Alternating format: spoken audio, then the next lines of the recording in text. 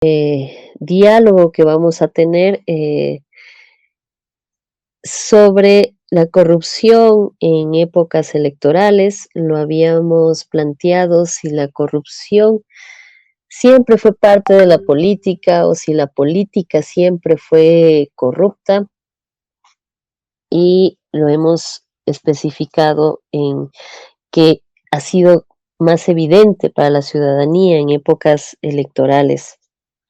Es por eso que hemos denominado este espacio Corrupción en tiempos electorales. Nos acompaña esta noche eh, Paquita Morejón, Francisca, que es de la Coalición Nacional de Mujeres del Ecuador.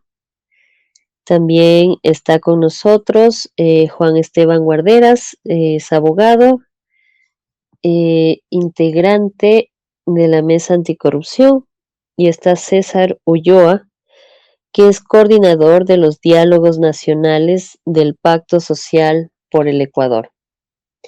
Bien, la pregunta que lanzamos y que nos convoca a este espacio, que fue la idea central, inicial, es si la política siempre tiene este tinte de corrupción y hasta se lo ve como normal. ¿La política siempre fue eh, corrupta?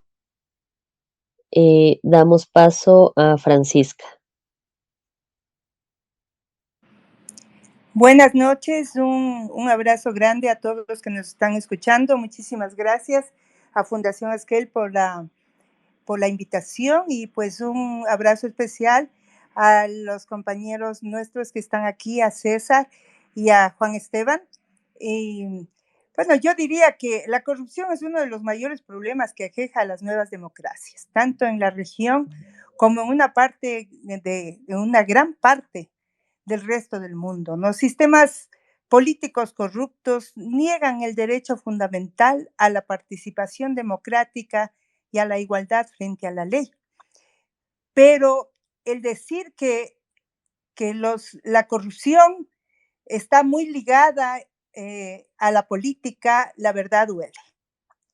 Y duele porque vamos perdiendo esa razón de ser un país democrático, ¿verdad? Se entiende que los partidos políticos y la participación misma y esta democracia participativa es lo que hace la diferencia entre un país democrático y un país totalitario, ¿no? Y antes se decía pues que en los regímenes totalitarios era donde había más la corrupción, porque no habían la posibilidad de que haya controles, no había la alternancia, no había esta obligatoriedad que debe haber en democracia, de que el pueblo sea el que vaya midiendo y a sus políticos, a sus actores políticos. Pero del dicho al hecho, dice, hay mucho trecho, y eso nos ha pasado aquí, especialmente aquí en el Ecuador. Y es una pena muy grande, porque el deterioro que venimos sufriendo y la decadencia de partidos políticos y el deterioro institucional y la falta de respeto a las normas es algo que va muy ligado con este concepto que se viene pensando, se dice en muchas partes, de que los partidos políticos y la política en general son parte activa de la corrupción. Y digo, duele cuando uno cree en la democracia y cree en que solo la democracia te da la posibilidad de vivir en un país libre y con oportunidades y con respeto a los derechos humanos y a las libertades, ¿no? Y eso duele muchísimo.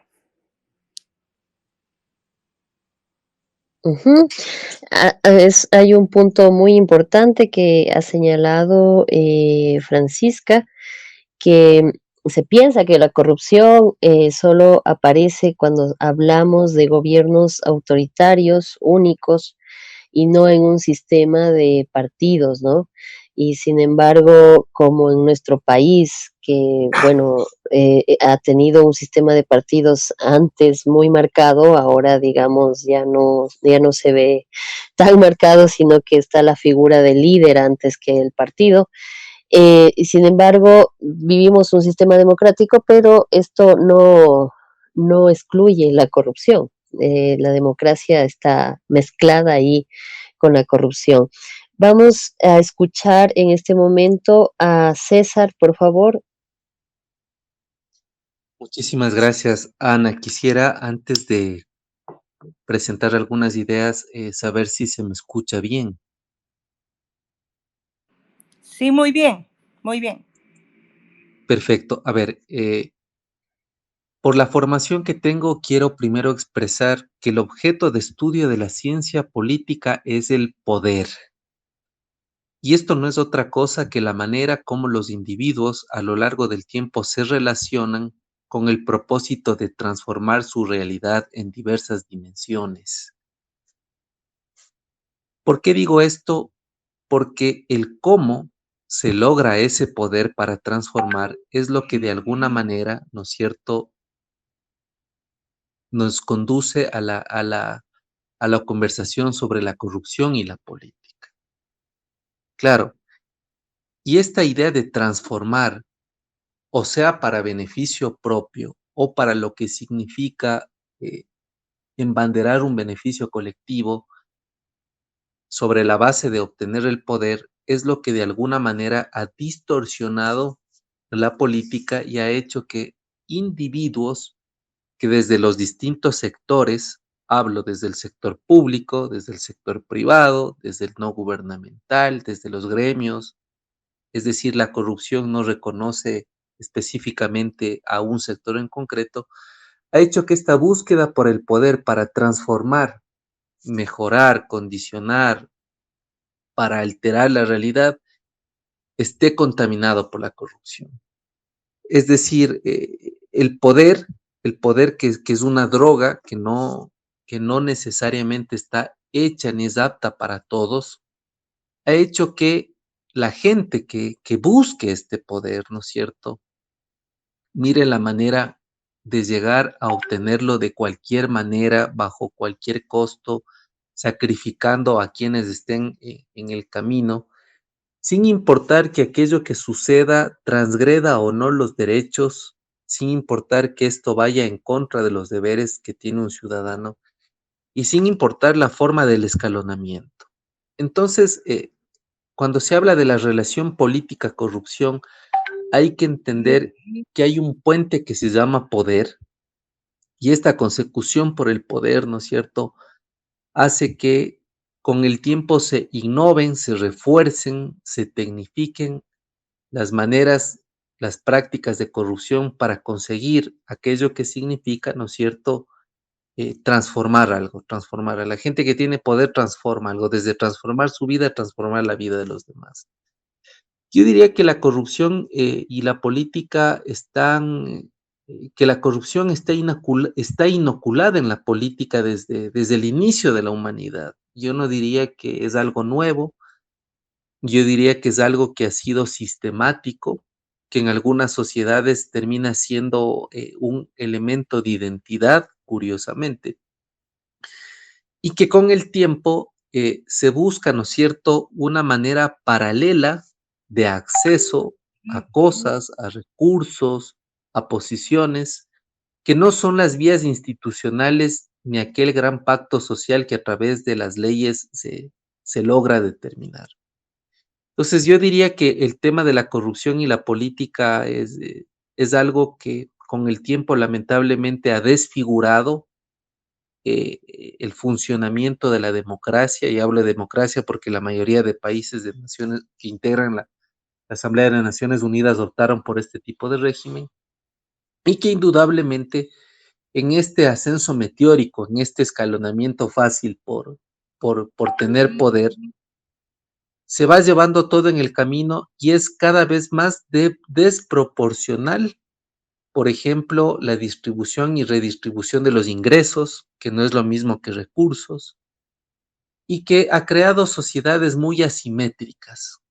Es decir, el que tiene poder y el que alcanza el poder bajo una serie de prácticas eh, inadecuadas, es el que logra de alguna manera determinar o condicionar las distintas decisiones que se tienen.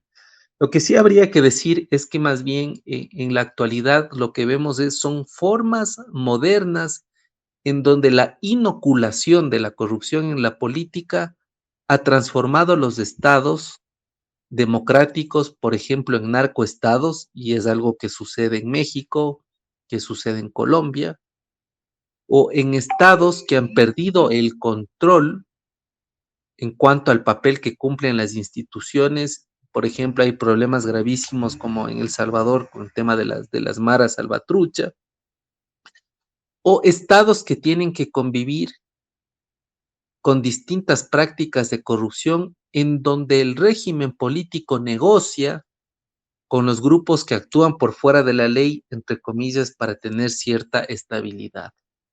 Y eso sucede, ¿no es cierto?, en países donde hay una balcanización, en donde hay un clivaje, donde hay una disputa regional, donde hay un desconocimiento étnico o donde hay todavía brotes de guerrilla de subversión o donde hay, ¿no es cierto?, el control del paramilitarismo o del crimen transnacional organizado. Entonces yo diría que este es un tema complejo.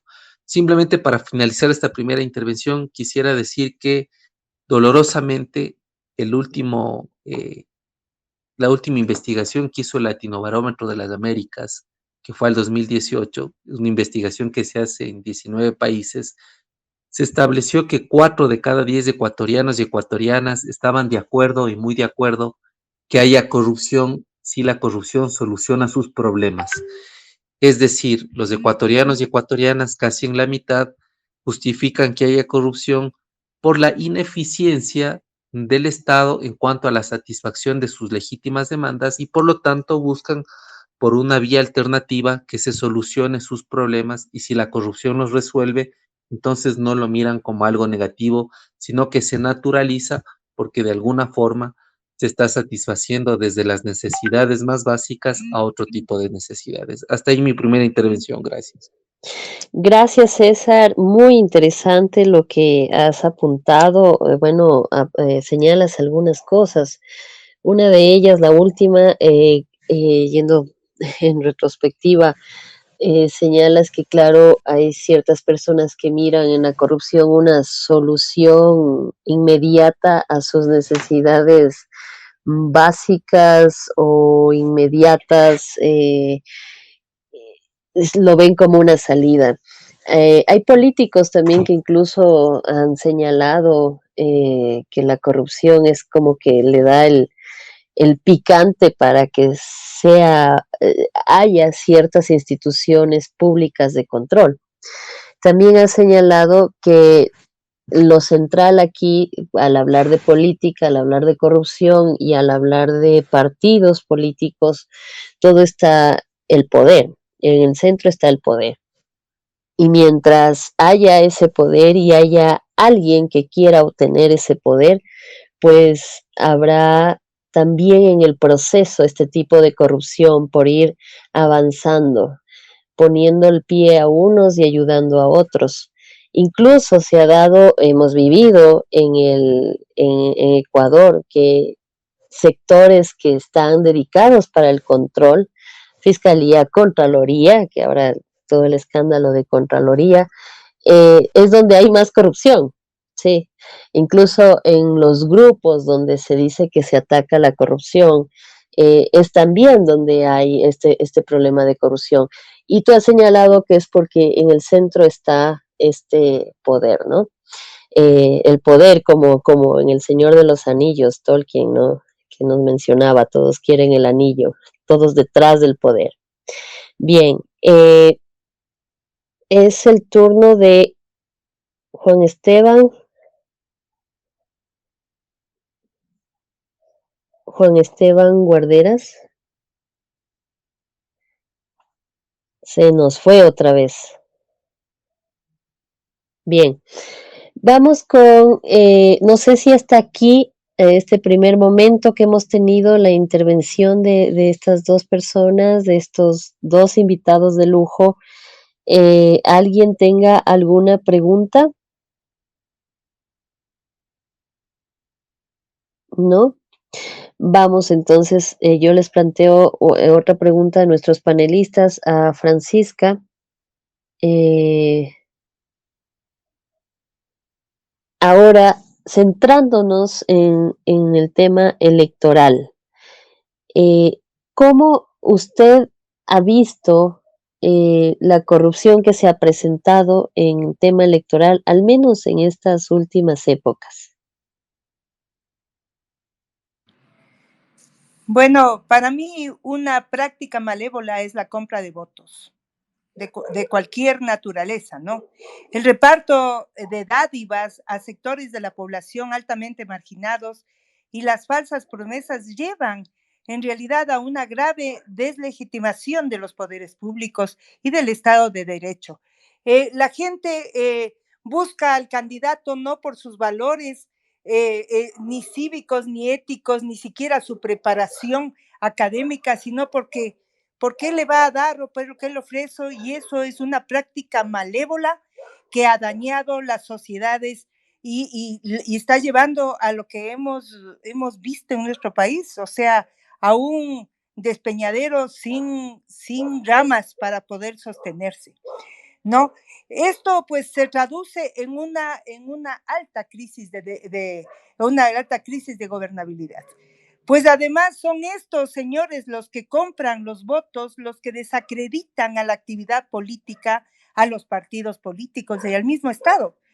Y como si no fuera suficiente y grave, ¿verdad? Alarmante, precisamente estos señores son los que bloquean la gobernabilidad al exigir dádivas pecuniarias, contractuales, burocráticas, para dar su voto en las decisiones claves de los órganos colegiados como la legislatura, como los consejos, como hasta colegios profesionales, ¿verdad? Y la verdad, eso a mí me llena de profunda indignación.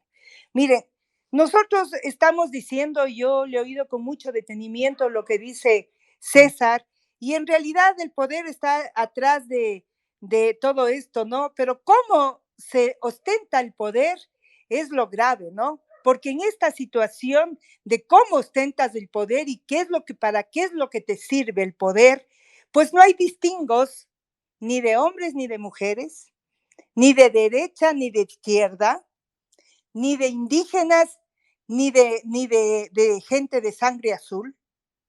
Todo el mundo en el momento en el que obtiene el poder se los conoce. Alguien decía, dale 2 minutos, 2 segundos, no sé qué, a alguien de poder y le conocerás verdaderamente quién es.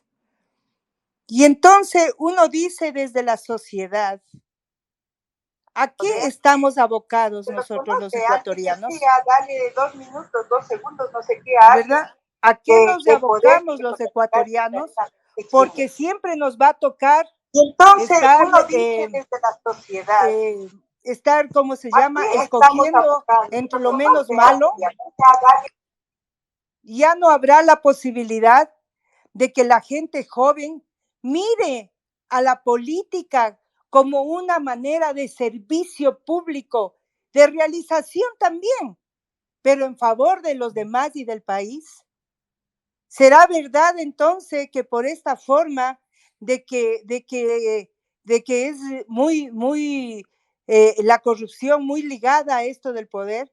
¿Será que tenemos que aguantarle siempre a los mismos y a los mismos con diferente camiseta, con otras caretas, haciendo lo mismo por el país, llevándonos al desfiladero? O sea, la verdad, a mí me indigna esta situación porque yo digo, entonces, ¿cómo salimos de esto? ¿Cómo salimos de esta situación? Si a la final la responsabilidad de la corrupción no es solo de lo público, ¿no? No es solo de lo público, es la sociedad entera la que se sume en la corrupción. Entonces, es algo que si bien es cierto, está, como dice, muy subsumida la parte de la política, la situación política en estos problemas de corrupción que estamos viviendo y que lo hemos vivido desde hace tiempos de diferente manera, pero que ahora son expertos y que ahora a mí me da muchísima pena porque tengo hijos jóvenes y me da muchísima pena que los jóvenes que entraron desde hace 14 años y un poco más en la política, están viendo cómo se puede salir de la pobreza de la noche a la mañana haciendo política.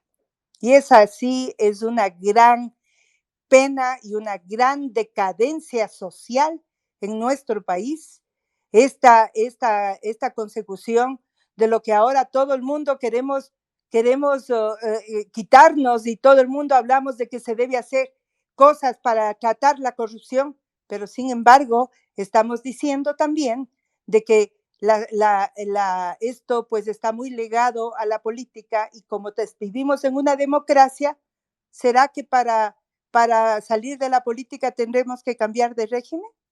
Ujú. Eso es para mí una gran preocupación. Sí, muchas gracias, Francisca. Buen punto. También podríamos estar hablando de un nuevo régimen o un nuevo sistema para salir de este círculo vicioso, ¿no? Tenemos a Juan Esteban Guarderas, le veo ya que está como hablante, le voy a dar, o sea, el paso, porque si no se nos desconecta y otra vez. Juan Esteban.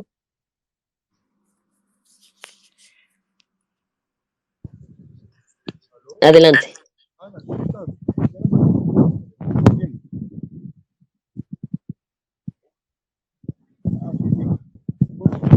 Yo quería a el público que nos escucha, hacerles la siguiente reflexión.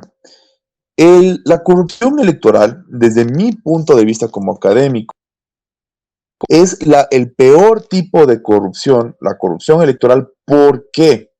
Porque es el pastel, parte del pastel. Cuando tú repartes cuotas de poder del país a nivel territorial, a nivel institucional, desde el ámbito electoral, estás sembrando las bases para todo un aparato de corrupción posterior que ya va hacia los recursos, que ya merma las instituciones, que ya te come todo, te roe todo el aparato del país. Entonces, primero, quería yo invitarles a que lo piensen así.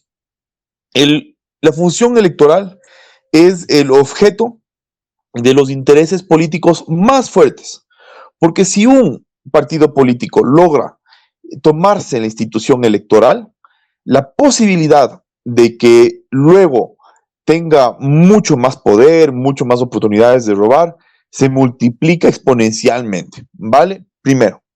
Segundo, justamente una de las consecuencias del libro que acabo de mandar a imprimir, que es sobre el fraude electoral en el Ecuador, es que nosotros hemos detectado que hay fraude concomitante en los mismos lugares, en las mismas circunscripciones, por parte de partidos diferentes. ¿Qué quiere decir eso? Que no es que en una institución desestructurada se fragua el fraude de manera estructurada, no. En una institución desestructurada, el fraude también se fragua de manera estructurada. Es decir, dentro del Consejo Nacional Electoral, dentro de la función electoral, hay muchos hilos que tiran en muchos sentidos diferentes. Y el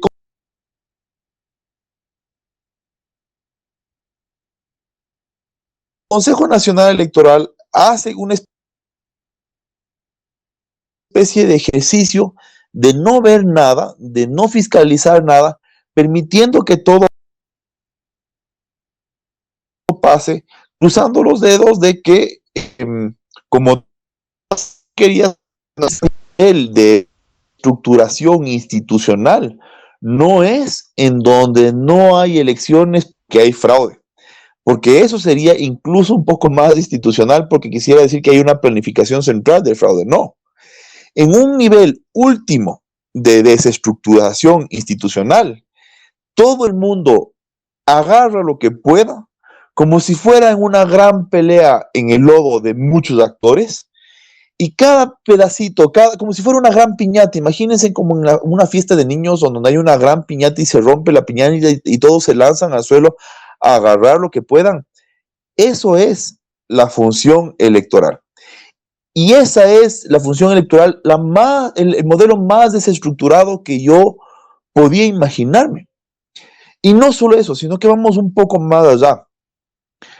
Cuando nosotros tenemos un sistema así, lo que ocurre es que, claro, la ciudadanía percibe que las elecciones son un caos, es decir, que uno, los partidos políticos son de alquiler, que hay candidatos que compran, que se saltan partidos, que son candidatos de un partido donde nunca fueron candidatos, que saltan como si fueran una especie de, como si fuera un carrusel en los partidos políticos, que no hay fiscalización. Por ejemplo, les doy algunos ejemplos, que el señor Daniel Noboa, el hijo de Álvaro Noboa, reparte regalos, iPads, juguetes, y lo publica en Facebook, y esos son dádivas, eso es ilegal, de tus derechos de participación política por eso, pero nadie le fiscaliza. El partido del señor Arauz reparte pruebas de COVID sin registro sanitario, es decir, eso va a atentar incluso contra la salud del público. La fiscalía interviene en una sede, incautando las pruebas estas que estaban repartiendo, y aún así no se generan efectos electorales. Hay una serie de indicios de que hay financiamiento fraudulento y nadie hace nada. Entonces la ciudadanía no es tonta, la ciudadanía sí percibe eso, la prensa sí percibe eso. ¿Y qué es lo que ocurre? Precisamente la ciudadanía entiende que la política es una especie de lodo en donde no hay una estructura realmente democrática, primero. Segundo, no hay una legitimidad democrática realmente fuerte.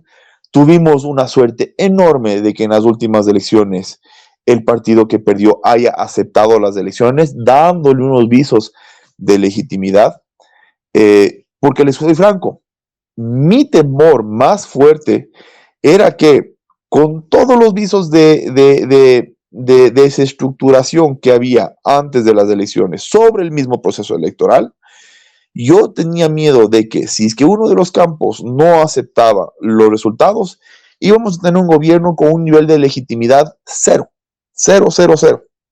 Entonces, con esto voy a terminar mi intervención haciendo una especie de recapitulación de mis puntos principales. Primero, para mí, la corrupción electoral es el peor tipo de corrupción porque es la corrupción que permite todas las otras corrupciones. Uno.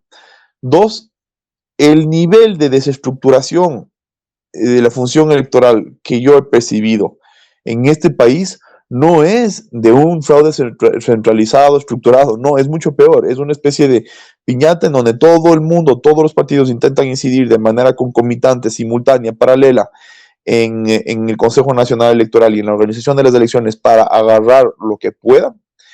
Y finalmente, los efectos de esto son una deslegitimación enorme vis-a-vis el electorado ecuatoriano. Muchas gracias, Juan Esteban. Está algo cortada tu comunicación, creo que es en internet. Bueno, Los efectos de esto son por favor, silencia tu micrófono. Nos has resumido los 3 puntos, te has referido a ejemplos palpables que hemos visto de esta clase de sobornos, digamos, en tiempo electoral, estos regalos que dan y que parecen inocentes, pero es una manera de comprar votos. Vamos con la participación del público antes de pasar con César. Micael, no sé si nos pidió la palabra. Lili, ¿me avisas?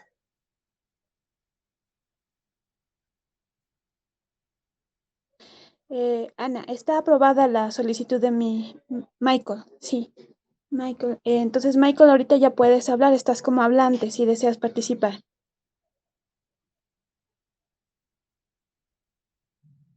Creo que se desconectó.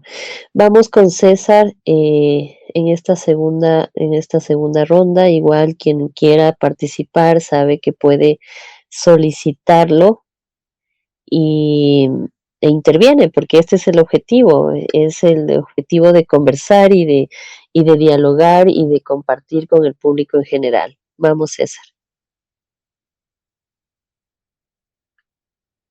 A ver, muchísimas gracias. Quiero decirle a Juan Esteban que estamos ansiosos por leer ese libro que está en cocción en la imprenta, así que siempre te expreso mi felicitación por esta impronta nueva. Bueno, a ver, yo diría que cuando se habla de la relación política-corrupción, hay que precisar 4 cosas que a mi modo de ver pueden sonar esquemáticas, pero son inevitables o una condición necesaria para abordar el problema. La primera, ¿cuáles son las causas? La segunda, las consecuencias. La tercera, ¿con qué intensidad se producen? ¿A través de qué prácticas se institucionalizan? Y finalmente, ¿en qué contexto y cuáles son los actores que protagonizan a lo largo del tiempo este tipo de situaciones? Yo quisiera decir que, al igual que mencioné en la primera parte, la corrupción es tan antigua como la humanidad, es tan antigua como la humanidad. Y yo diría que, a mi modo de ver, se puede explicar varias perspectivas, ¿no? La primera, la corrupción a lo largo del tiempo termina convirtiéndose en una manera de relacionamiento social en donde dos o varios establecen un propósito de ganancia mutua. Indudablemente hay uno que siempre termina no siendo, termina eh, tomando una mejor tajada, pero que finalmente establece un vínculo, es decir, la corrupción termina convirtiéndose en una forma de que dos o más construyen relaciones. La segunda es que es una práctica que con el tiempo se utiliza para procesar demandas, para satisfacer necesidades, para, entre comillas, resolver o solventar aquellos vacíos que las instituciones, que los distintos sectores deberían de alguna manera producirlas. La tercera, que la corrupción en política se ha utilizado y cada vez de manera más tecnificada para agregar apoyos, para buscar adhesiones, para establecer aquello que Paquita mencionó, prácticas clientelares, y ahí hay un extraordinario texto de Amparo Menéndez Carrión que se llama La conquista del voto, que por cierto sugiero que lo lean, o algunos estudios de Javier Aullero en Argentina, muy buenos. Y luego, curiosamente, la corrupción también es una práctica que se ha institucionalizado para condicionar, y esto me parece gravísimo, las libertades, porque quien auspicia la corrupción compra silencios, quien auspicia la corrupción coopta voluntades, quien auspicia la corrupción garantiza alrededor del silencio y de la cooptación de voluntades cierto sentido de impunidad y de control en algunos casos de las instituciones y, como estamos viendo en el Ecuador, del sistema de justicia, ¿no es cierto? Más grave que la corrupción es la impunidad. Y claro, como yo decía que esta es una práctica muy antigua, la corrupción viene desde prácticas como la demagogia, que es una distorsión de la retórica, cuando Aristóteles hablaba en la política de lo extraordinario que es persuadir con argumentos, con criterios, ¿no es cierto? Es decir, la demagogia ya es una deformación de la retórica. Pero indudablemente a lo largo del tiempo esta búsqueda por el poder hizo que se institucionalice, sobre todo en quienes lo manejan, formas de perpetuarse en el manejo de los recursos, formas de compra de voluntades, de conciencias y de condicionamiento de las libertades. ¿Quién tiene, y aquí puede sonar bastante complejo lo que voy a decir, pero no es precisamente el segmento pauperizado en los países el que tiende a ser más corrupto, porque además con una tradición judeo-cristiana en donde de alguna manera, ¿no es cierto?, ha procurado que el pecado sea una forma de vida en las personas. La gente pobre más bien es aquella que vive con lo que tiene y le da miedo o corre o le da temor generalmente establecer este tipo de circunstancias. Y es generalmente los grupos que manejan mucho poder, que manejan muchos recursos, que por un afán de perpetuar el poder, son los que buscan de manera legal o de manera alternativa a las instituciones hacerse del poder de cualquier manera. Claro, porque el pobre no compra votos, el pobre es tratado de ser cooptado por el que tiene dinero para que vote. Y luego finalmente me parece que habría que decir que la corrupción también se provoca en mayores dimensiones cuando hay personas que capitalizan la apatía, que capitalizan la ausencia de Estado, que capitalizan la fragilidad de las instituciones y que capitalizan también una fatiga cívica que hace que se naturalice este tipo de relacionamiento con el toma y daca. Entonces, claro, en algunos lugares del Ecuador se suele decir que el vivo vive del tonto y el tonto de su trabajo. Entonces, la corrupción lo que hace es insultar, ¿no es cierto?, la ley del máximo esfuerzo y tratar de institucionalizar la ley del mínimo esfuerzo o del escalonamiento meteórico con la finalidad de hacerse de un poder. El poder tiene que ser esta capacidad de transformar mi vida, la de los otros, no importa al costo que sea, pero finalmente la persona que está investida del poder es aquella que, ¿no es cierto?, de alguna manera comienza a transformar un contexto inmediato o un contexto superior. Entonces yo quiero con esto cerrar esta intervención diciendo que hay causas muy poderosas que han hecho que la corrupción en el Ecuador esté creciendo, es decir, como el tema de la apatía, y quiero darles un dato que es bastante complejo. En el Ecuador apenas 1 de cada 10 ecuatorianos y ecuatorianas tiene confianza en el otro, es decir, vivimos en una sociedad de desconfiados, 9 de cada 10 no confían ni siquiera en el vecino.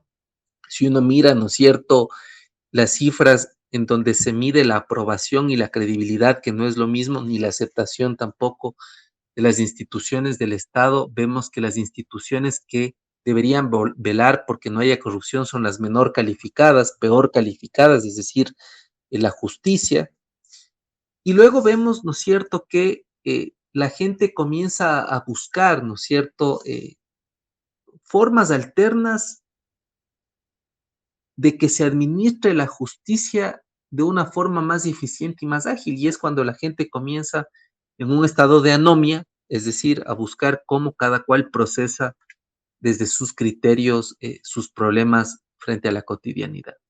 Entonces, quiero decirles que el tema de la política y la corrupción es un tema muy complejo, es como una suerte de riego por goteo, es decir, está todo el tiempo ahí. Y lamentablemente ocurre lo que dijo el ex contralor, escritor, un lojano brillante, Ángel Felicísimo Rojas, que él decía, donde se pone el dedo salta la pus. Es decir, en el Ecuador hemos llegado a un momento donde lamentablemente los espacios hasta menos imaginados están contaminados por prácticas de escalonamiento fácil, de vulneración de derechos, de transgresión de libertades, de compra de silencios y de cooptación de voluntades. Entonces, yo creo que ahí hay que hacer un examen mucho más detenido, mucho más amplio, mucho más complejo y detallado de la relación política-corrupción. Muchas gracias, Ana. Gracias, César. Muy interesante tu exposición abres un abanico para entender por dónde nomás ingresa la corrupción. Planteas otra vez esta idea del poder, que no necesariamente en las clases sociales bajas, como se tiene ese estereotipo, es donde hay más corrupción, sino que es donde hay la oportunidad, entre comillas, para que ocurra ese robo, pues el vivo, has dicho, vive del tonto, ese es el dicho popular, ¿no? También se puede dar la corrupción cuando hay ausencia de Estado, ausencia de personas también que quieran hacerse cargo de ciertas administraciones. Eso en el Ecuador lo hemos visto mucho en el área cultural. Nadie quiere hacerse cargo del área cultural, de casas de la cultura, y pues ahí ingresan a veces los más vivos. Vamos con la palabra del público. Se abre el debate. Ustedes han escuchado eh, cuál ha sido la posición de Francisca, de César y de Juan Esteban. Vamos con Micael. Eso, buenas noches. Ahora sí me oyen. Hace un rato estaba problema el micrófono. Sí, te escuchamos. Perfecto. Gracias. Buenas noches. Anita me invitó a participar porque generalmente yo tengo una visión medio diferente al resto. Vean, la corrupción, como dijo muy bien César, es un tema milenario, ¿no? Él mencionó a Aristóteles, Platón ya decía hace 2400 años que era un serio problema la corrupción en la función pública griega, ¿no es cierto? Y la República Romana tenía el mismo problema, la presencia de personas que querían aplicar mecanismos socialmente inaceptables, por decirlo así, para llegar a un puesto público, ¿no? A algún puesto de influencia. Y tradicionalmente el ser humano, y yo como biólogo les puedo decir, el ser humano es un ser corrupto. Punto. Es parte de la naturaleza humana tratar de cualquier manera de desplazar al de al lado para lograr un beneficio personal. Eso viene desde un punto de vista evolutivo, de cuando vivíamos en cavernas y no había quien acudir. Entonces, claro, si el cavernícola, la caverna de al lado, quería llevarse la comida porque no podía matar su propio tigre de dientes de sable, entonces me la iba a robar y yo no me iba a dejar. Entonces, es un tema que ha venido evolucionando a lo largo de miles de años. No hay cómo negarlo. Ahora, el asunto es que conforme ha avanzado la civilización, nosotros hemos ido descubriendo que hay otros mecanismos para poder mantener un orden social y evitar ese tipo de actitudes que generalmente terminan en algún enfrentamiento, ¿no? Y lo mencionaba César bien, a lo largo de la historia se han ido dando los modelos de gobierno para terminar en la democracia.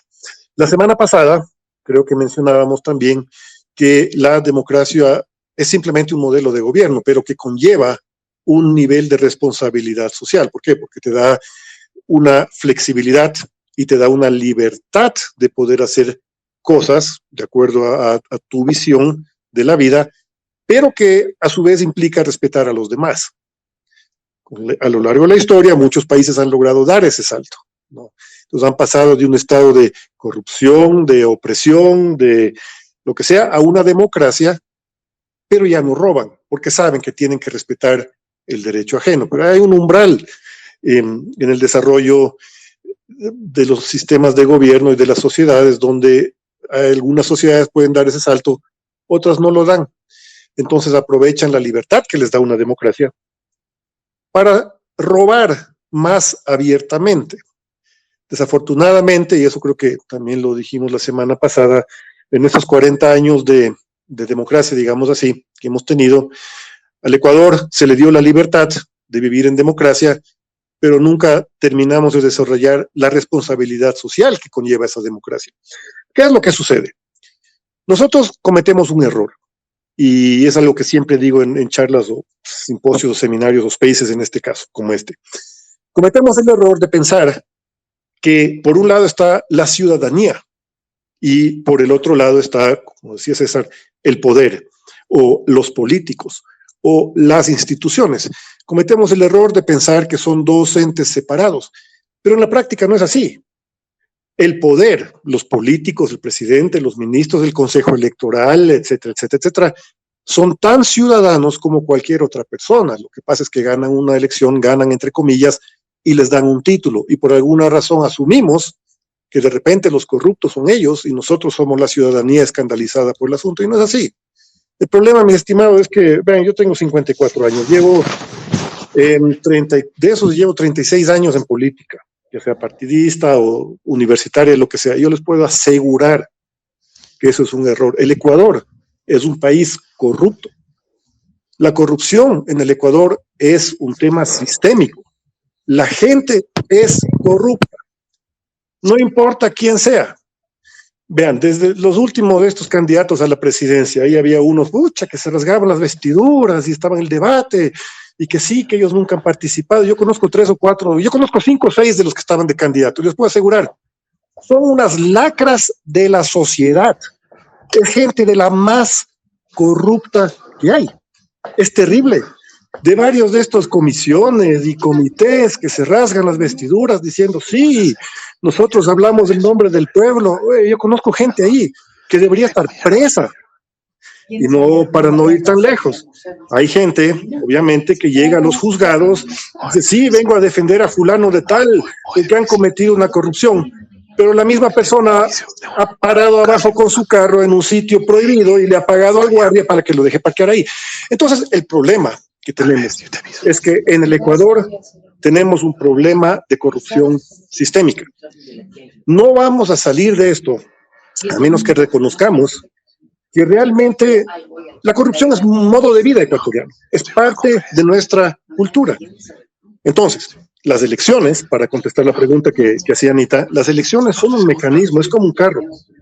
Yo puedo llegar al semáforo con mi carro y parar en rojo, o puedo seguir de largo, porque me da la gana y porque lo puedo esconder bien. Los mecanismos electorales son exactamente iguales. Yo puedo llegar a una elección, es el mismo sistema de votos, las urnas y el sistema de cómputo que se usa en cualquier otra parte del mundo, pero yo puedo decidir, como ecuatoriano o como ciudadanía, voy a respetar los resultados y el sistema o no lo voy a respetar y voy a hacer los cambios. Todo el mundo sabe que las elecciones en el Ecuador tradicionalmente son fraudulentas, todos sabemos, y a nadie le importa, porque mientras gane nuestro candidato, estamos contentos. Ese es todo el problema.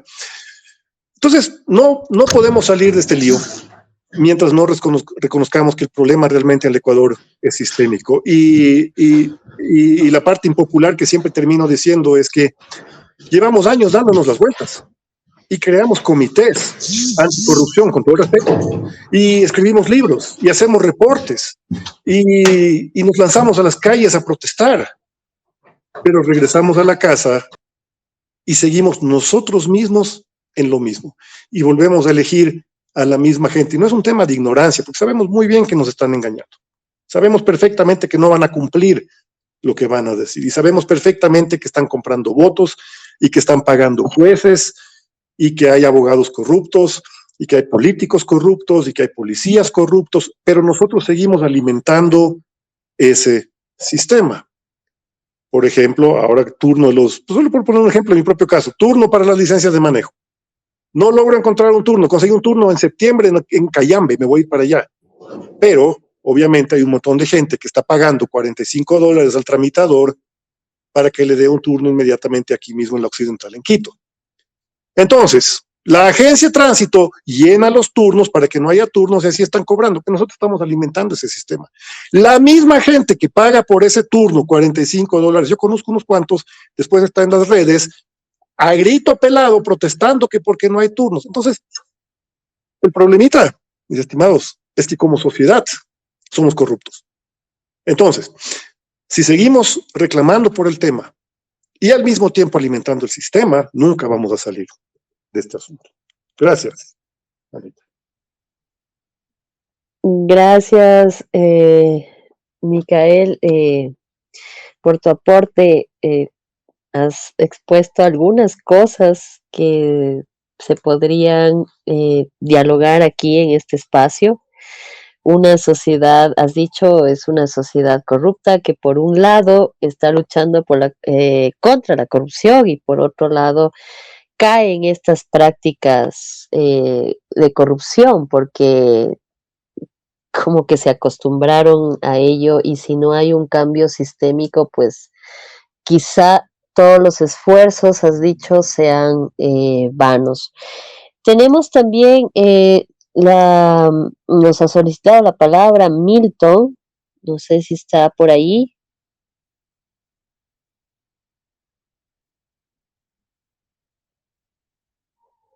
¿No? Creo que Milton ya se nos fue. Bien, ante lo que ha dicho Micael, ¿tenemos alguna reacción de Francisca o de César? Sí, a mí me gustaría, me encantó lo que dijo Micael, justo es lo que yo decía también, ¿no es verdad? La responsabilidad en el asunto de la corrupción es de todos, o sea, aquí es donde es necesario hablar del fortalecimiento de la participación ciudadana, o sea, verdadera, como una pieza clave en la lucha contra la corrupción. La ciudadanía participante, informada, que actúa en procesos de planificación, de ejecución de presupuestos. Hay los presupuestos participativos. Veamos cuántas personas van a ver cómo hacen los presupuestos. Hay la posibilidad de ir a Planifica Ecuador y ver cómo están planificando. ¿Cuántos de nosotros nos interesamos en ver qué es lo que está pasando en el asunto de la planificación para ver si las políticas públicas están centradas en los problemas del Ecuador o están hechas desde la nube, ¿verdad? Y en esto, por ejemplo, esta situación de información que tiene que tener la ciudadanía respecto a las elecciones, por ejemplo, sobre las listas electorales y participar en bloquear a ciertos candidatos indeseables. Mucha gente dice, igual como dice Micael, yo conozco a mucha gente, ¿verdad? Pero en el momento en el que se debería impugnar su candidatura, no tienen, ellos gozan de esta suerte de impunidad que hablaba César, que es más fuerte que la corrupción y que no se los impugna, ¿verdad? Entonces, una ciudadanía deberíamos formarnos, una ciudadanía que esté atenta a los procesos licitarios, ¿cómo se dice?, de licitaciones y empresariales que impulsen los códigos de ética también desde estas condiciones. Cuando los colegios de profesionales están atentos a ver, por ejemplo, estos concursos y estas adjudicaciones de contratos estatales que muchos de ellos buscan con prebendas y con coimas, ¿verdad? Ahí es donde nosotros deberíamos decir, todos estamos involucrados en este problema y todos deberíamos salir de este problema, porque como decía Micael, ok, nosotros luchamos y en redes sociales y en lo demás hablamos en contra de la corrupción y vamos a hacer lo mismo desde la casa, decía, ¿verdad? Pero hay una situación también que es preocupante y es esta falta de institucionalidad y de responsabilidad institucional que, por ejemplo, tiene el CNE. Yo digo que el CNE debería ser la primera institución que tenga que observar las inhabilidades inconstitucionales que dicen que los candidatos no deben tener tal o cual cosa más allá de deber pensiones alimenticias. Hay algunas inhabilidades que no las observan.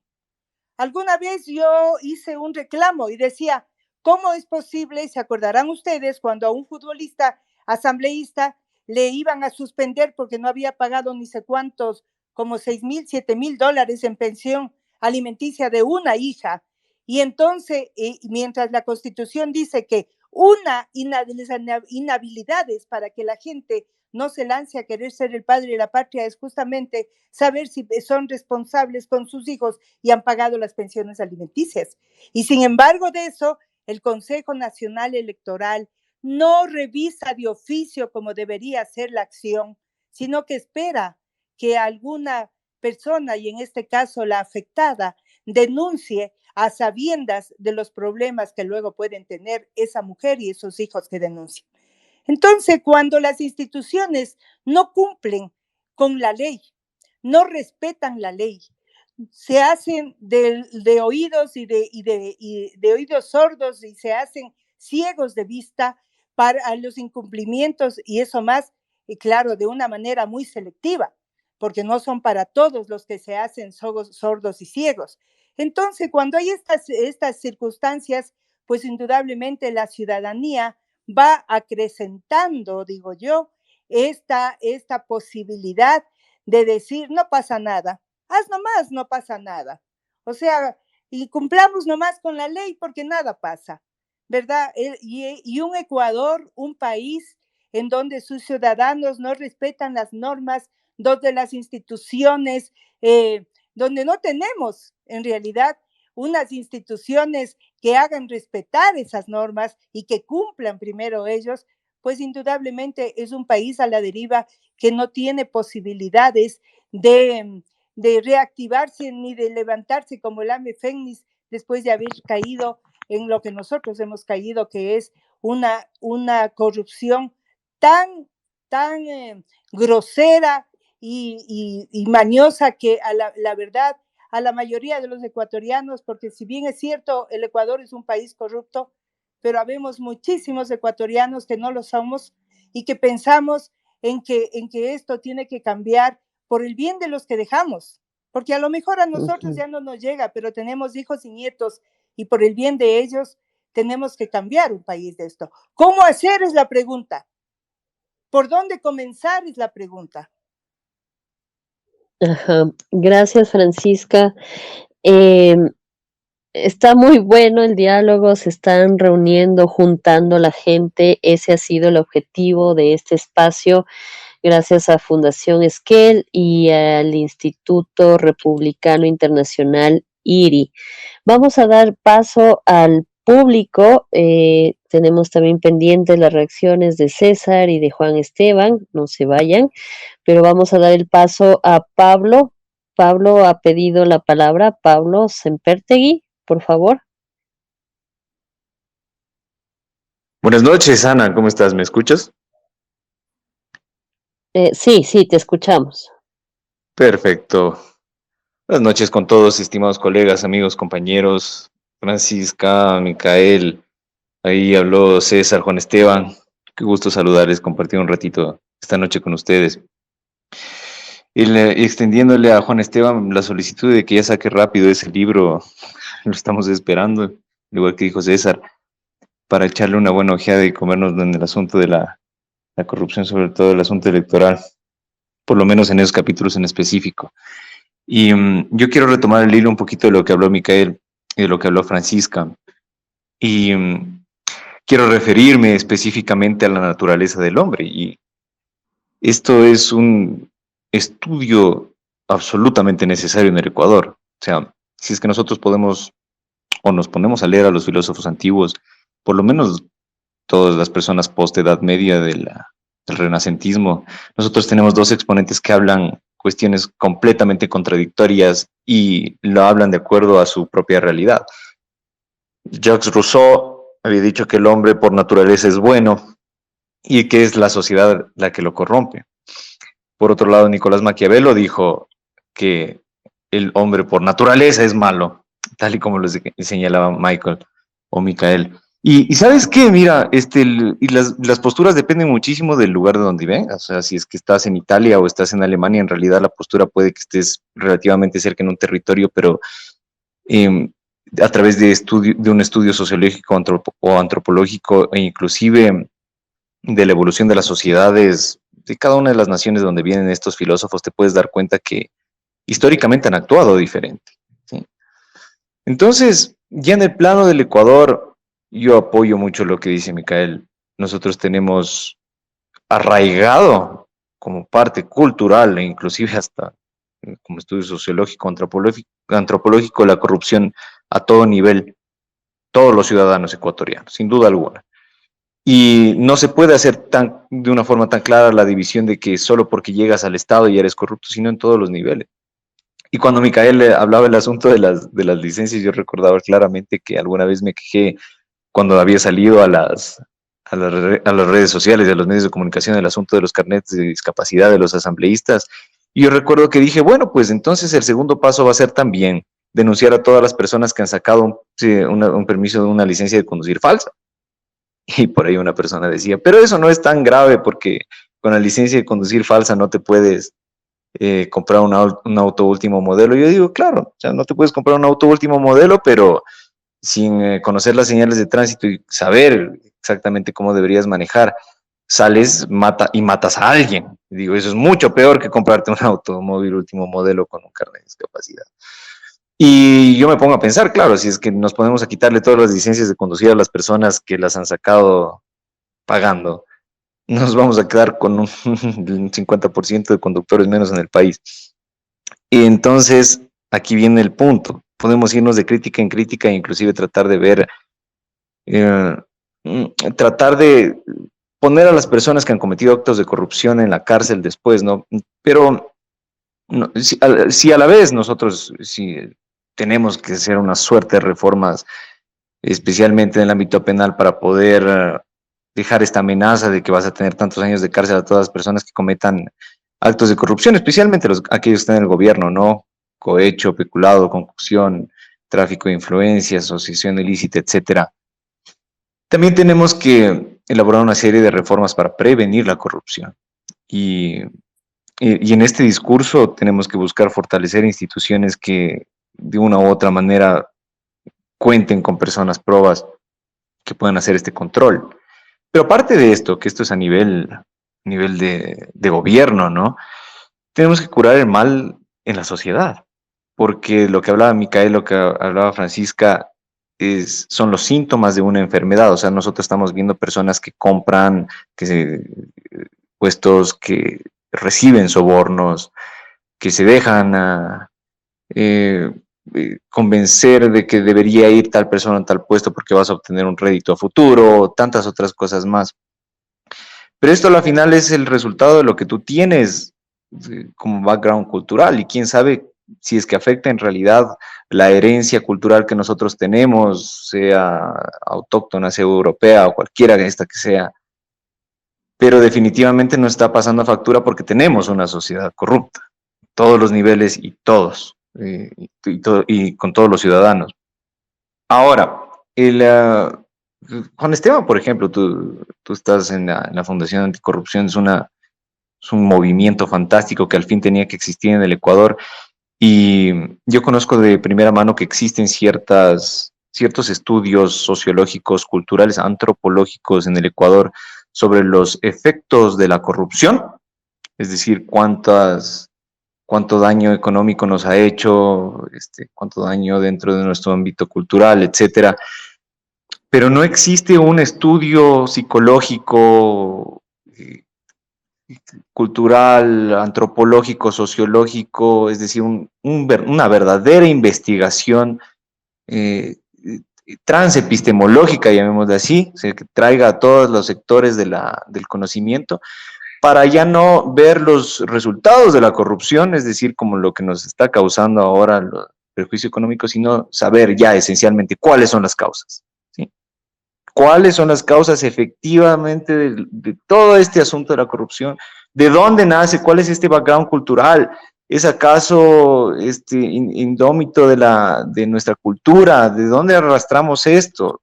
¿Tiene que ver nuestro clima? ¿Tiene que ver nuestra genética? ¿Qué es lo que tiene que ver? ¿Qué es lo que está sucediendo?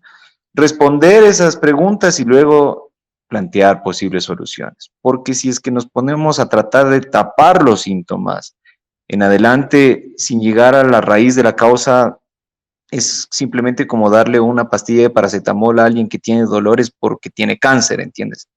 En lugar de tratar el cáncer en sí. Entonces, vamos, ahí está al aire una propuesta y bueno, eso es todo lo que tengo que decir por ahora, Ana. Muchísimas gracias por concederme la palabra. Gracias, Pablo. Han pedido la palabra otras personas. Dayana León está aquí. Ella también ha hecho un trabajo en la parte de lucha contra la corrupción. Dayana, adelante. Hola, Ana, qué gusto. Bueno, realmente me encanta el espacio.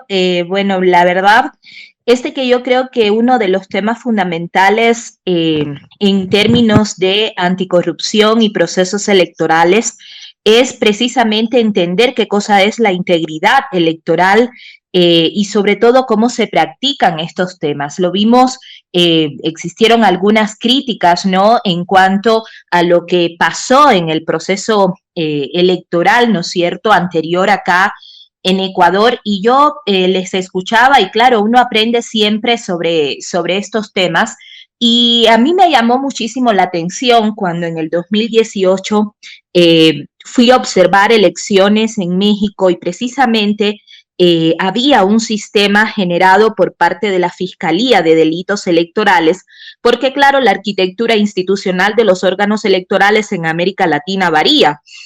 En México tenemos una fiscalía electoral específica para estos temas. En el caso de Ecuador, la arquitectura institucional está el CNE y está el TCE, o lo que sucede, por ejemplo, en Argentina, que la DINE, la Dirección Electoral, está dentro de un ministerio. Entonces, cada país varía con respecto a, a sus estructuras. Por eso yo creo que para analizar el tema de anticorrupción y procesos electorales, sí hay que partir de lo que analizábamos en una ocasión con respecto a la transparencia, a la participación también electoral con seguridad jurídica, a los procesos de organización partidaria y a las condiciones que se puedan establecer para la aceptabilidad de la derrota. Esos son elementos que a mí me parece fundamentales que podemos analizar. En primer lugar, yo escuchaba que hablaban precisamente de la participación partidaria y recordemos que en el último Latinobarómetro del 2018 se hablaba en ese momento de que la institución de la democracia con menos credibilidad en América Latina eran los partidos, los movimientos políticos, tenían en América Latina un 13%, y posteriormente, claro, en el caso de Ecuador estaba en un 18%.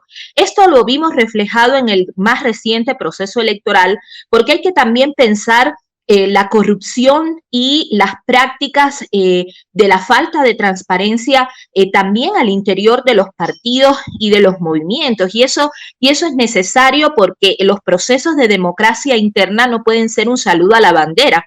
Yo leía y analizaba algunos datos que para los asambleístas nacionales casi todas las organizaciones políticas habían cambiado las listas iniciales que habían presentado ante el Consejo Nacional Electoral. La única organización con la lista de asambleístas nacionales que se resaltaba que no había cambiado a un candidato era Unidad Popular, por ejemplo. Entonces, cuando empezamos a analizar estos temas de la participación partidaria, yo creo que es un elemento fundamental, así como la transparencia de los recursos en campaña, donde las reglas electorales cambiaron con las reformas al Código de la Democracia que entraron en vigencia en febrero del 2020.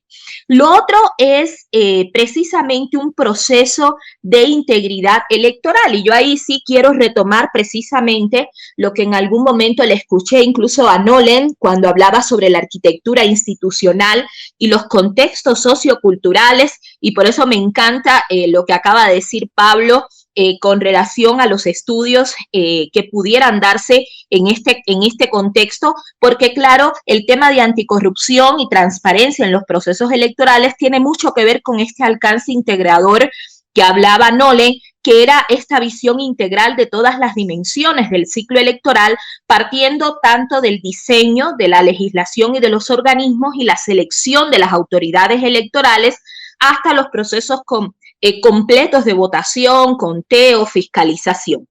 Y por otro lado, el tema de la calidad de las elecciones, esta relación directa entre los valores y las prácticas, y eso es efectivamente un tema que a mí me parece fundamental. Entonces, yo sí creo que cuando hablemos de anticorrupción y de procesos electorales, siempre es necesario tomar de la mano estos procesos de integridad electoral.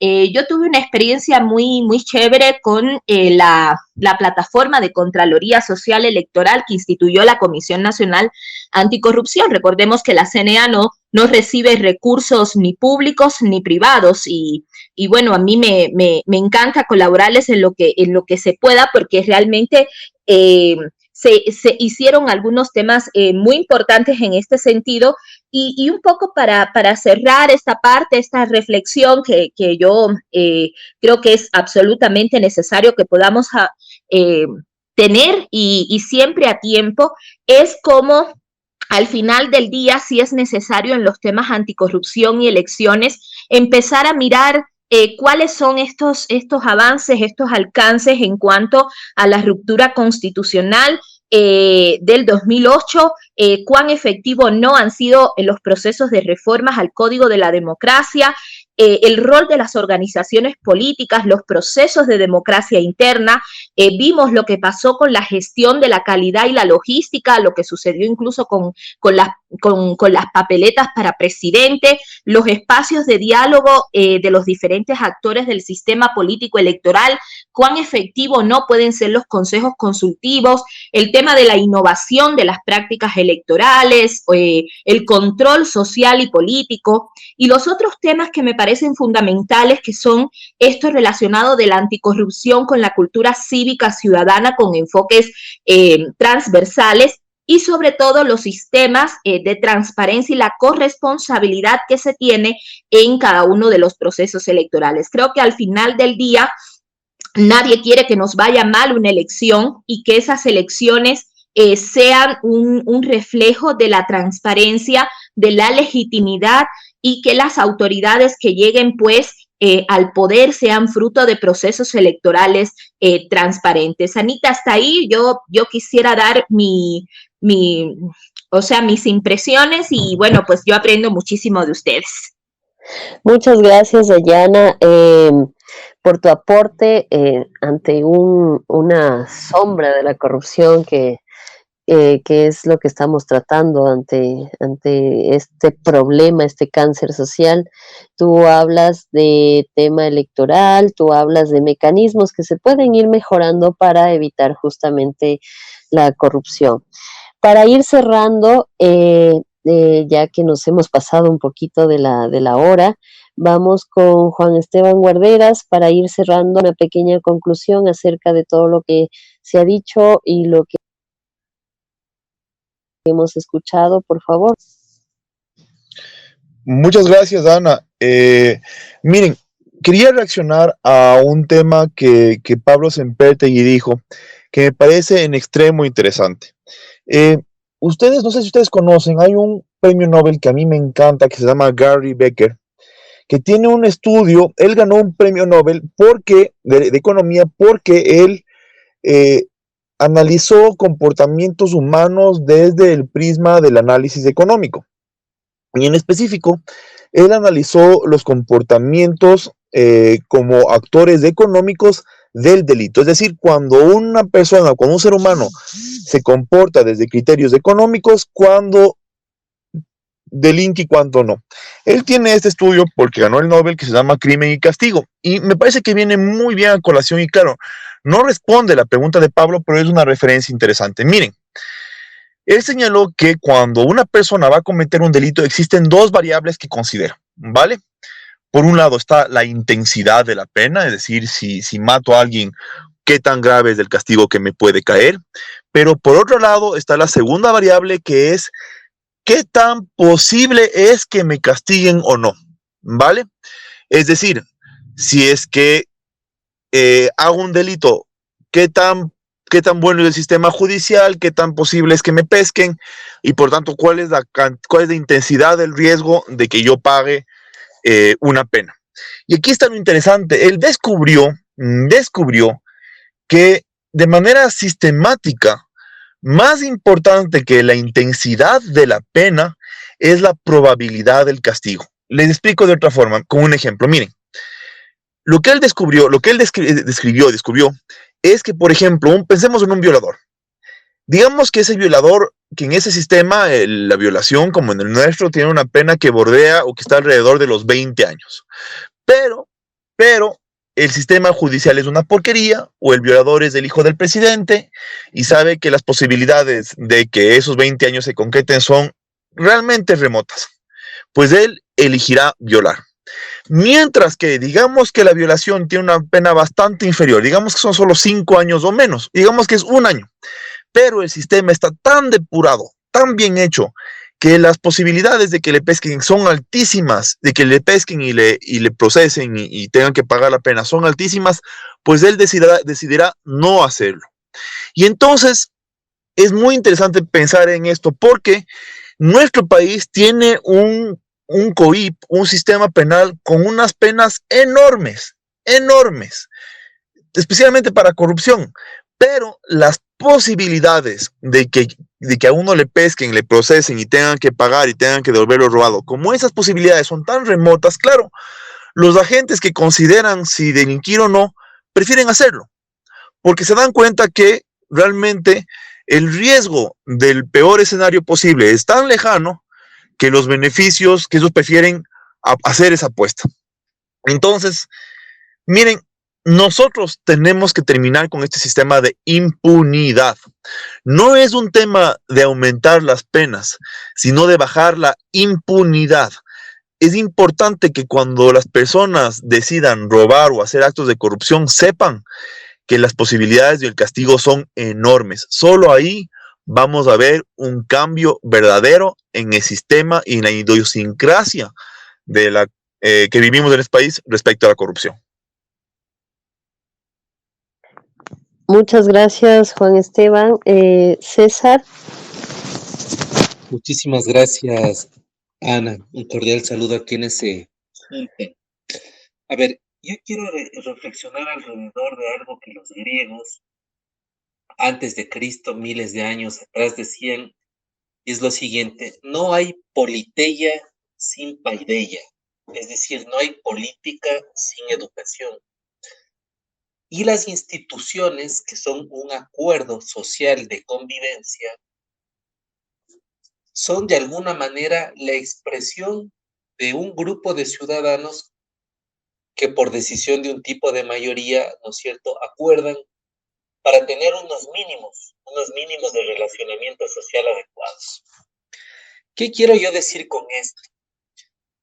Que a mi modo de ver, y siendo muy respetuoso con lo que han dicho los que me antecedieron en la palabra, para mi modo de ver no es el problema la arquitectura institucional, ni tampoco es el problema las leyes. Yo creo que, porque además las instituciones no son una entelequia, es decir, las instituciones están gobernadas, administradas, dirigidas, gestionadas por personas de carne y hueso. Y si esas personas que dirigen, que lideran, que gestionan, no tienen claridad que un acuerdo social de convivencia puede ser la honestidad, entonces no sirve de nada tener maravillosas leyes, una infraestructura impresionante, una tecnología que casi detecte en cuestión de segundos alguna cuestión inédita. Y por lo tanto, yo creo que el tema de la lucha contra la corrupción está en la paideia, es decir, en la educación.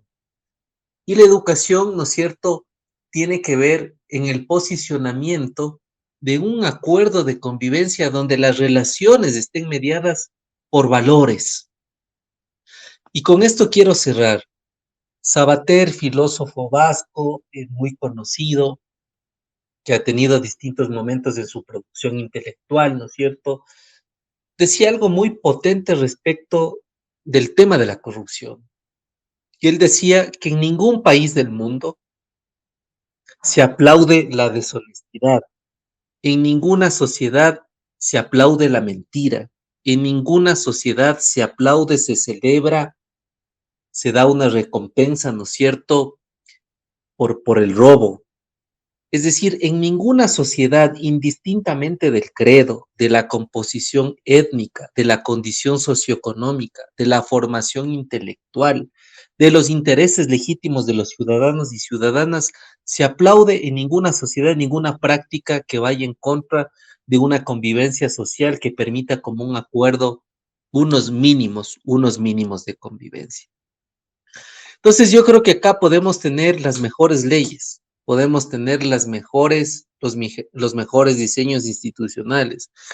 Puede venir Dieter Nolen a enseñarnos cómo se hace el sistema electoral, los subcomponentes, etcétera, etcétera. Pero si no hay un acuerdo de escala máxima en términos de que los valores, en la forma como nosotros miramos el otro, en términos de que los beneficios de la transparencia, de la honestidad, de la sinceridad, son más poderosos que aquellos beneficios subalternos, de aquellos beneficios del callejón, de aquellos beneficios, ¿no es cierto?, que se producen en la oscuridad. Si esos beneficios de la transparencia no son más poderosos que los otros, entonces no ganamos nada. Y los partidos políticos son la expresión de la sociedad civil organizada en micro. O sea, los partidos políticos tampoco son una entelequia. La forma como están organizados los partidos, de derecha, de izquierda, de centro, desde la escala ideológica que quisiéramos ponerla, tampoco están divorciados de lo que la sociedad es. Por lo tanto, no exijamos mejores partidos o mejores instituciones o elaboremos mejores leyes si no se trabaja en cultura cívica. Que hay textos de Almon Iberba y de muchos otros autores que han puesto en discusión cómo la cultura cívica, los valores en construcción de ciudadanía nos permiten una mejor politeia. Es decir, esta conexión entre politeia y paideia debe ser ineludible, inevitable, debe ser impostergable para un acuerdo nacional. Entonces yo creo que está bien perfeccionar, ¿no es cierto?, los mecanismos de transparencia, de Contraloría Social, está correcto, ¿no es cierto?, que podamos afinar una normativa que sea más eficiente, pero está más correcto y es más eficiente que trabajemos denodadamente, aunque nos cueste más tiempo, invirtamos más recursos y, ¿no es cierto?, aparezca que aparentemente se nos acaban las energías en trasladar este mensaje, que el relacionamiento social debe estar mediado por la honestidad. Insisto, en ningún país del mundo se aplaude, se privilegia, se recompensa en actos de corrupción o en actos que riñen contra un acuerdo social de otras características, ¿no? Entonces, yo para cerrar quiero decirles que el tema de la corrupción y la política, y el tema de la corrupción y la política con énfasis en lo que sucede en las campañas electorales, son una expresión exacerbada de lo que en la cotidianidad se produce en distintos espacios que no necesariamente son políticos. La política no es otra cosa que la extensión de los intereses de los ciudadanos cuando han asumido un conjunto de valores o de propósitos en el sentido de buscar desde el poder transformar una realidad que a veces no necesariamente está en beneficio de los demás. Muchísimas gracias. Gracias, César. Has apuntado aquí el tema de uno de los valores importantes que no solo está en el poder e instituciones públicas, o sea, no solo allí falta, sino también creo que en muchas personas, en esos micro lugares, como la honestidad, lo cual también va de la mano de la transparencia. Quien no sea honesto, poco creo que puede aportar. Francisca, para cerrar, ¿alguna conclusión que nos quieras dar? Algo cortito que se nos pasó el tiempo. Así es, yo decirles únicamente de que sigo pensando que somos todos los responsables de hacer lo que debemos de hacer, comenzar por uno mismo. Este pacto que habla César muy bien, este pacto por la honestidad, este pacto de convivencia social donde el punto importante sea el pactar de una convivencia desde la honestidad, yo creo que tiene que comenzar por uno mismo también.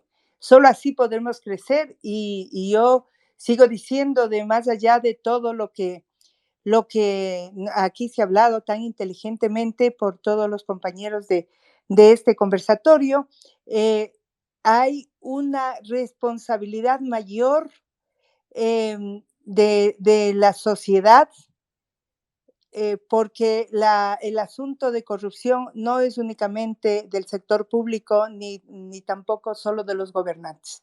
Es de la sociedad que permite, de la sociedad que facilita, de la sociedad que aguanta y de una sociedad que ve con buenos ojos y aplaude cuando la gente llega a tener un poder, y ese poder se sabe a leguas que es en base al sacrificio y al robo que se ha hecho del pueblo.